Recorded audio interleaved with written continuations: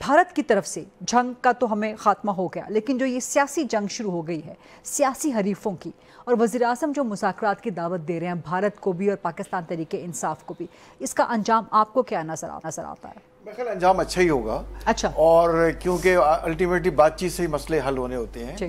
اور جیسے کہ انڈیا میں آپ دیکھیں کہ ان کا جو ہے x army chief Manoj Naravane صاحب کا بھی ایک ٹی وی میں ہم نے ویڈیو کلپ دیکھا کہ جس میں اس نے کہا کہ اگر ڈسپیوٹس ہیں تو ان کو بات چیت کے ذریعے حل کرنا چاہیے. جنگ کسی مسئلے کا ایکچوئل حل نہیں ہے.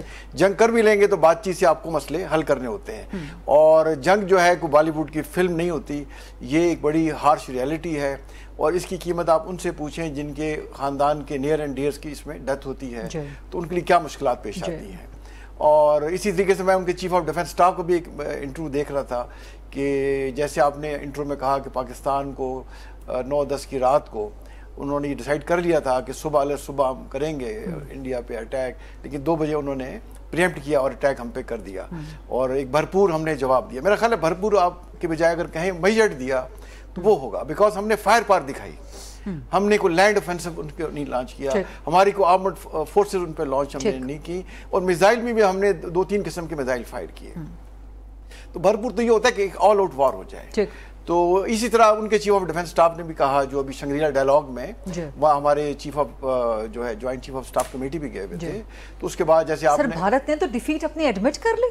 جی بالکل، اور اتنے برے طریقے سے اب دیکھیں نا ان کی آپ پریڈکمنٹ سمجھیں کہ 6 گنا بڑا ہونے کے باوجود ہار گئے ہیں اور ایسی شکست کھائی عبرتناک کہ دنیا ان سے علیحدہ ہوگی. بالکل. اب دیکھیں G7 ملک میں پچھلے 10 سال سے وہ شرکت کر رہے تھے، اور اب کینیڈا میں 15-16 جون کو ہونے جا رہی ہے G7. ابھی تک ان کو انویٹیشن نہیں ملا اور نہیں آئے گی، بالکل نہیں آئے گی. دیکھیں وہاں کے سکھ جو ہے وہ بڑے ایکٹیو ہیں کینیڈا میں، انہوں نے بڑی ایک تحریک چلا دی ہے کہ انہوں نے کینیڈا کی حکومت نے مودی سرکار کو ڈکلیئر کر دیا تھا. پچھلے جو پرائم منسٹر تھے ٹروڈو صاحب، وہ انڈیا کا دورہ چھوٹا کر کے چلے گئے.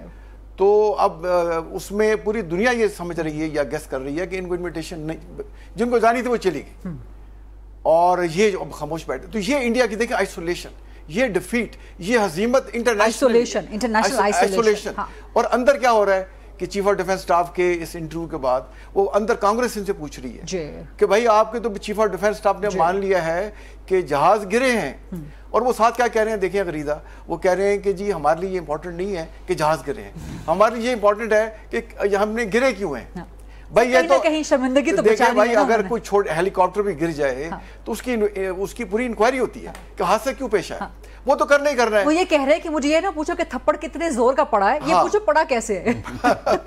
تو اب ان کی دیکھیں ان کو سمجھ نہیں آ رہی، بکھلائے ہوئے ہیں انٹرنلی بھی انٹرنیشنلی بھی، اس لیے بونگے بیان دے رہے ہیں. بٹ میں سمجھتا ہوں کہ حکومت کا جو یہ فیصلہ ہے بڑا احسن ہے، چاہے انڈیا کو دعوت دینا چاہے پولیٹیکل پارٹیز کو دعوت دینا. اب دیکھیں پولیٹیکل پارٹیز جو ہے جب کوئی مشکل وقت پاکستان پہ آتا ہے اکٹھی ہو جاتی ہے، جیسے ابھی اکٹھی ہو گئی.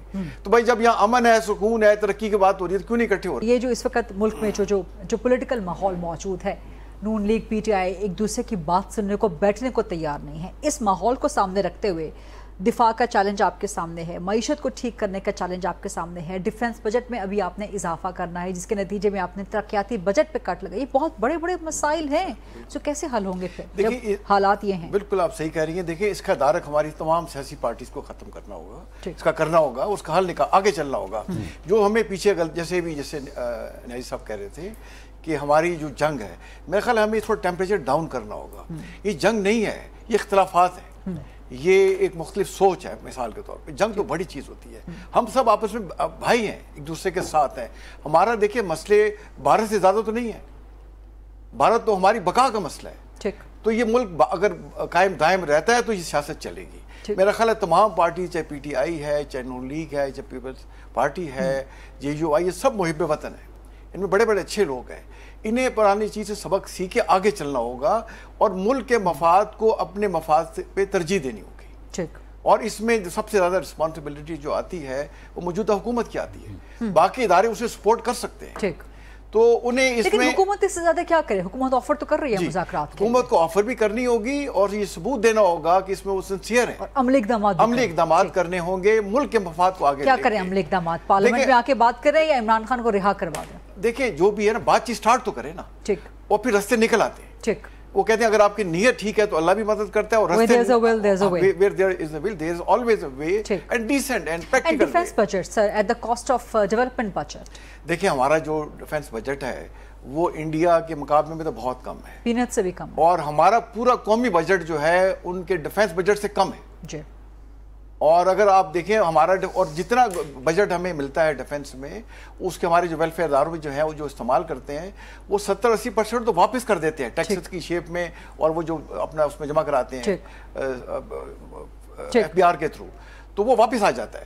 تو ایکچولی جو خرچ بڑا ہی کم اس میں ہوتا ہے, اور فوج کو اس بات کا احساس ہے کہ وہ اتنا ہی بجٹ استعمال یا رکھیں گے کہ جتنا کہ ضروری ہے انڈیا کے خلاف ایک کریڈیبل جو کنونشنل اینڈ کنونشنل ڈیٹرنس کو رکھنے کے لیے. تو وہ اگر آپ نے جیسے جنگ جیتی, سب دیکھیں اس کو پراؤڈلی کہہ رہے ہیں, آپ کا اسٹیچر پوری دنیا میں بلند ہوا, تو کس نے کرایا؟ یہ فوج نے کرایا. اسی طرح جو ریسورسز آپ کو چاہیے جی, اور جس طرح سے دیکھیں ہماری وار چل رہی فتنہ الخوارج کے خلاف, فتنہ الہندوستان کے خلاف, اس میں بھی فوج آپ کو کامیابیاں دیتی رہی ہے, لیکن اس کے بعد پھر ہم وہ کامیابیوں کو نا کیپٹلائز نہیں کر سکتے. تو یہ ہمیں جو فوج نے ایک لائف لانگ جو once in a while opportunity دی ہے پوری ہماری تاریخ میں, اتنی بڑی کامیابی انڈیا کے اوپر, اس کو ضائع نہیں جانا.